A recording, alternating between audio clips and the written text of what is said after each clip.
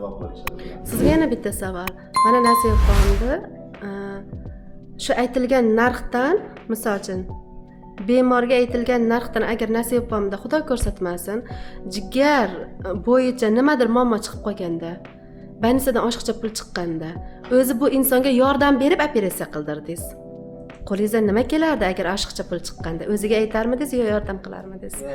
Bu inson ehson qilib qildirgan bemoringiz. Hozir ham qo'shimcha lecheniya qilgan. O'shani ham aytmadim, biz paketida keltirdik buni. Endi jigar bo'yicha cheksa muammolar Xudo xolasa qo'ldan kelgancha. Agar qo'shimcha muammo bo'lsa, keyin u boshqa organga kiradi.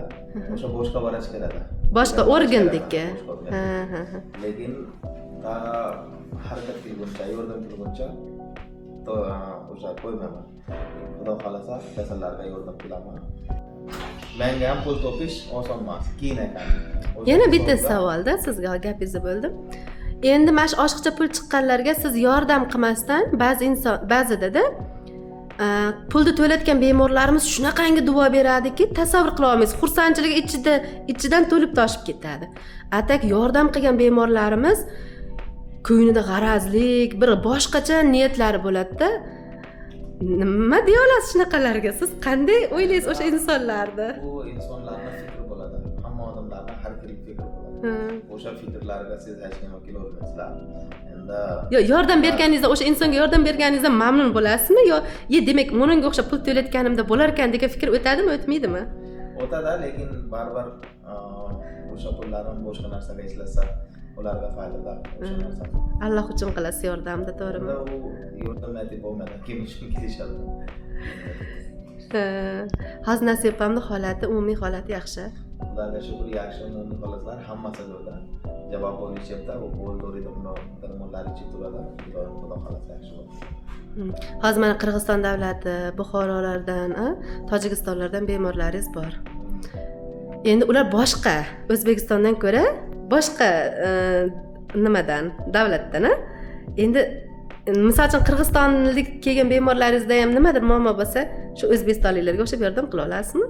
Baribir hamma odamlarda qayerdan bo'lsa ham, masalan Hindistonda bo'lsa ham, hindiston kasallarga ham chiqadi bizda, ularga ham biz yordam ko'rsatamiz. Endi qancha больницаdan yordam so'rab, ularga kelsa, ularga foydali bormi?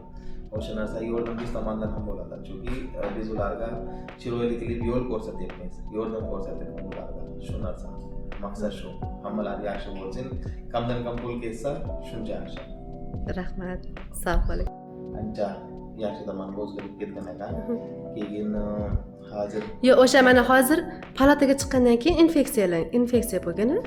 Bu endi har xil kasallarga har xil narsa bo'lishi mumkin. Chunki kichkina operatsiya emas, jigar ko'chirish operatsiya, juda katta operatsiya, o'zi 12 soat davom ettiradi bu.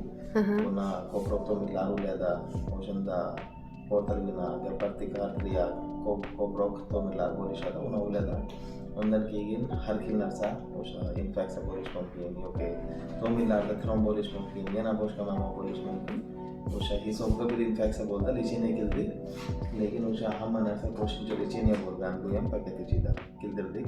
Buni ham qo'shimcha narxlarda aytmadim.